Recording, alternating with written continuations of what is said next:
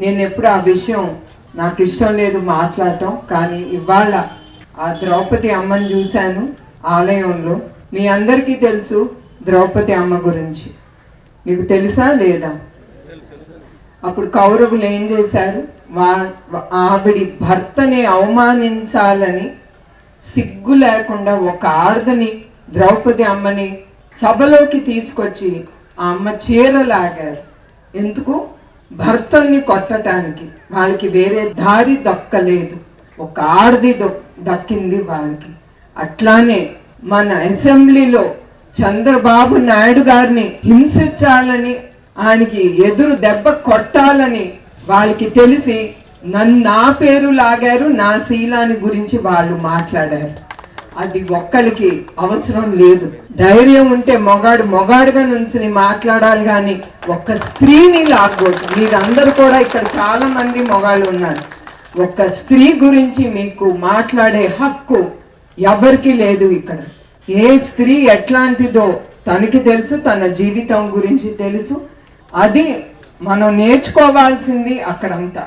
అది అన్నీ అయిన తర్వాత ద్రౌపదికి కృష్ణుడే దిగి వచ్చి ఆవిడికి సహాయం అందించాడు. అట్లా ప్రజల్లో దేవుడు వచ్చి, అట్లా చంద్రబాబు నాయుడు గారికి కానీ ఆయన కుటుంబం కానీ ప్రజల్ని దేవుళ్ళుగా మా కుటుంబంకి నుంచున్నారు. అది నేను ఎప్పుడూ మర్చిపోను.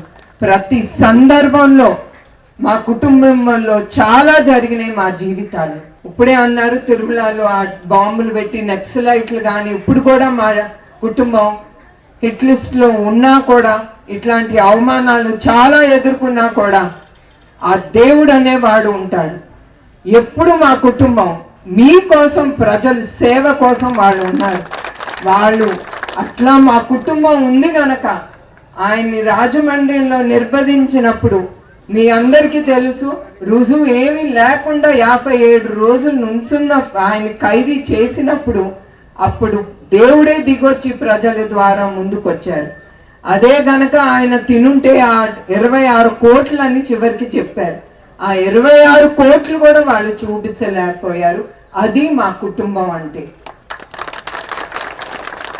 అట్లానే ఇప్పుడు నా గురించి మీకు ముందర ఎందుకు చెప్తున్నానంటే, ఏనాడు నేను ఆ విషయం మాట్లాడలేదు. మగవాళ్ళని అందరికీ గుర్తు చేయటానికి తప్ప వేరే దానికి కాదు. ఇదేమి ఎలక్షన్ క్యాంపెయిన్ కాదు, నాకు అవసరం కూడా లేదు.